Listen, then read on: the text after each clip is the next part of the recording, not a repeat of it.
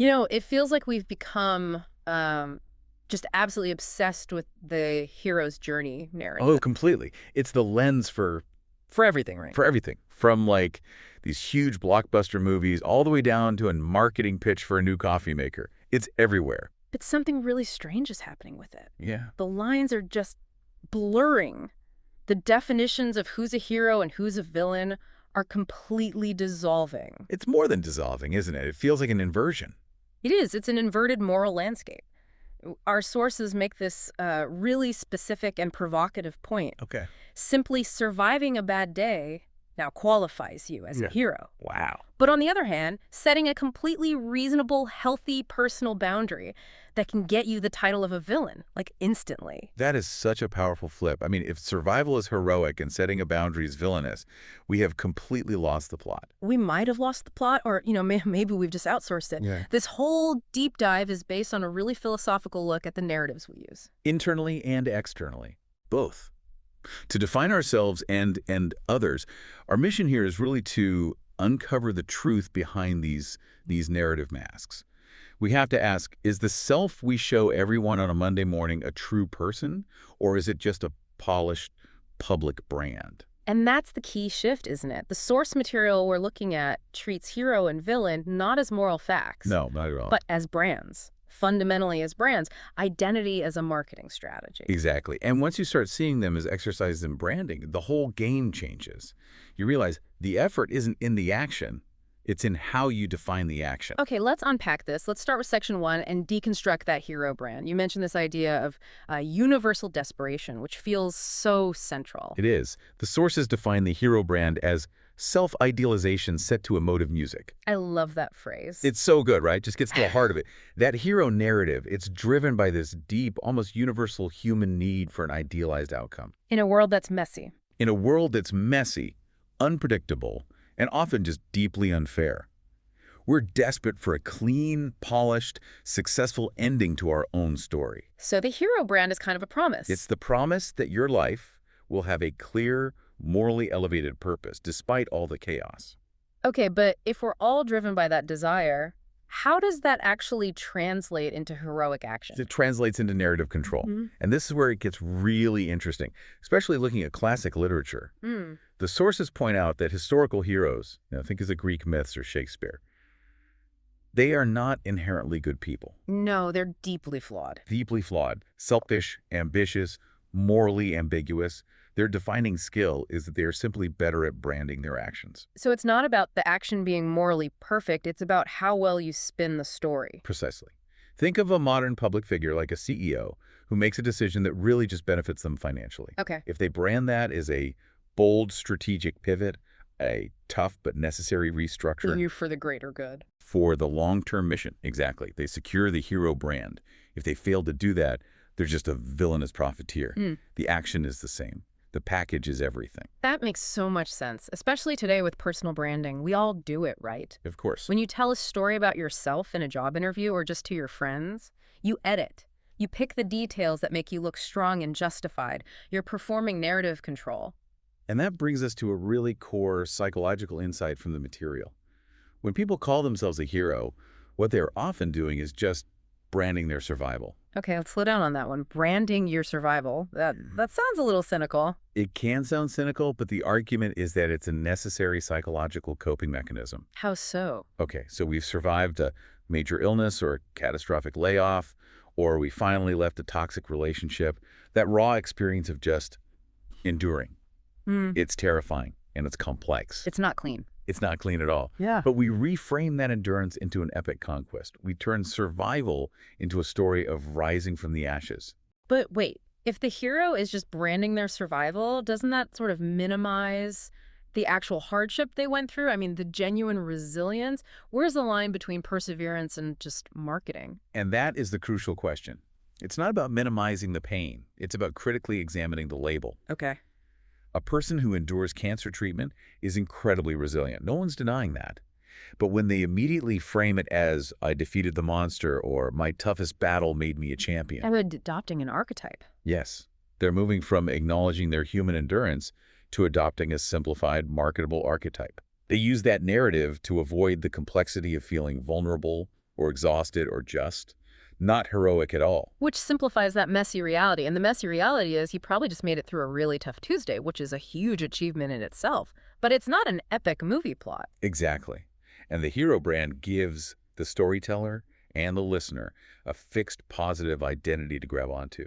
It makes the whole situation much tidier. Which gives us the perfect contrast we need for Section 2, the modern villain era trend. If the hero is self-idealization, what is the villain in this new branding context? Well, traditionally, the villain in a story represents the harsh reality that we, as a collective, don't want to face. Right, they're the consequences, the chaos. Exactly. The uncomfortable truths about human nature's selfishness, ambition, without a moral compass.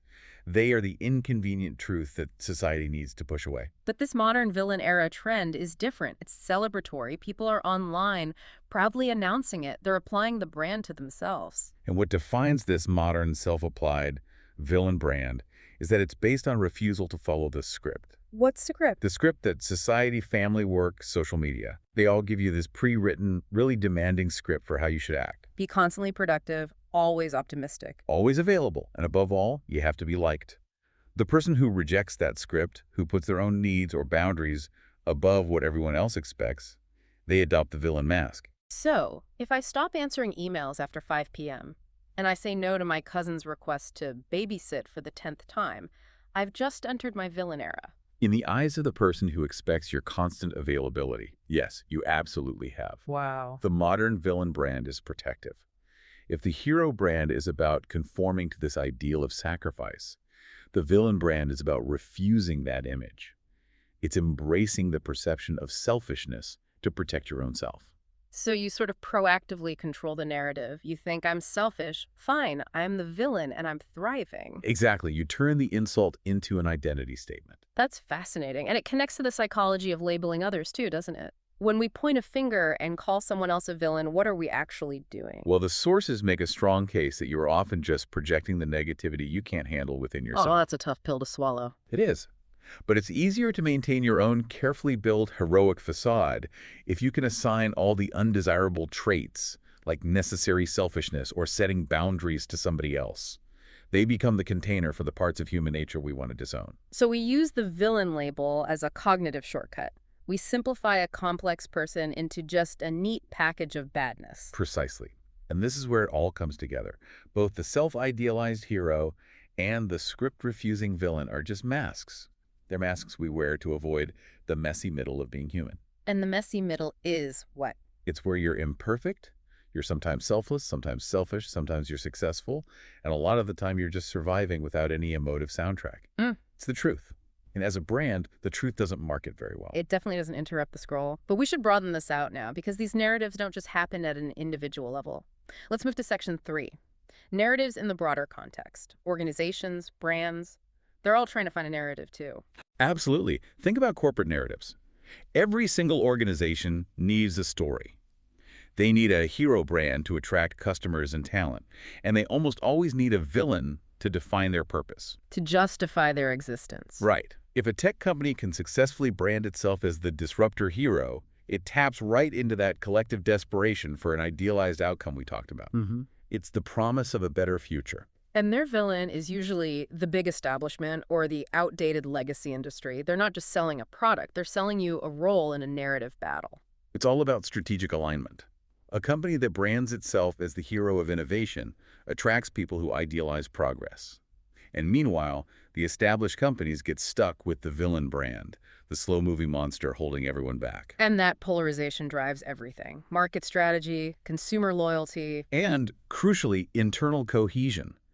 If your employees feel like they are part of a heroic mission, they're way more engaged. This all suggests that these polarized narratives, hero versus villain, they must serve some kind of critical function in our culture because they're so persistent, especially online. Why are they so powerful? They function as a pattern interrupt in cultural psychology. Okay, what do you mean by that? Well, cultural psychology studies how our culture shapes our internal identities. And right now, our culture values two things above all: speed and simplification. Social media thrives on simplification. 100%. Yeah. Platforms like Instagram and LinkedIn, they reward instant identifiable archetypes. Users love to quickly categorize themselves and others. So you grab onto a label. You grab onto a polarized stance. I'm the hero innovator who bootstrapped from nothing, or I'm the villain who quit the toxic hustle culture. It immediately interrupts the flow of information. It gives you this concise identity package that's instantly recognizable instead of the nuance of, why someone actually left a job. Right, which is probably about poor management and a better salary offer. We just assign the easy label, hero or villain. It's the ultimate reduction of identity for the sake of engagement. It's just easier to share and relate to a clear archetype than to the actual messy, contradictory process of being a person who's maybe, 40% selfish and 60% well-intentioned. That does not generate clicks. No, but the hero or villain absolutely does. So we've traced this narrative from the individual's impulse to self-idealize all the way to big corporate marketing. Let's bring this back to the person listening for our conclusion. What does this all mean for them? I think the ultimate question posed by the source material is deeply introspective. And frankly, it's a little uncomfortable. Which is? Is yourself a truer version of you, or is it just a narrative you've polished for the public? Oof. Right. When you introduce yourself, when you frame your life choices, are you selling a brand, or are you presenting reality? That's a challenging question because that line between genuine self-expression and performance is so thin now. It's hard to tell where the real me ends and the marketing begins. And the world rewards the brand so much more than the reality. It does. And that's why the final takeaway is so important. We need to collectively try to stop looking for the hero and stop aggressively labeling the villain. And instead start looking for the truth in our own actions and in the actions of others. Because that truth almost always lives somewhere in that messy middle we're all trying so hard to avoid. It requires embracing that sometimes you're just surviving and sometimes you're setting a boundary that other people won't like because it inconveniences them. And neither of those things makes you a mythical creature of pure good or pure evil. They just make you human. And admitting that you are just human, that might be the most courageous act of all. Because it means abandoning the self-idealization that the hero brand depends on. This deep dive has really stripped away the veneer of how we talk about our own lives. It makes you realize that even self-help can become just another branding exercise. It absolutely can. So here is our final provocative thought for you to consider long after this deep dive ends. We talked about how these narratives conceal a messy reality. So what is your narrative currently concealing? Yeah, think about the principles of cultural psychology and how we use marketing, even personal marketing, to maybe lie to ourselves for comfort. Are you projecting your discomfort onto someone else? Are you aggressively self-idealizing to avoid a complex failure? The critical question, the one that asks you to step out of the archetype entirely, is this. What era are you actually in? We challenge you to explore that question truthfully this week.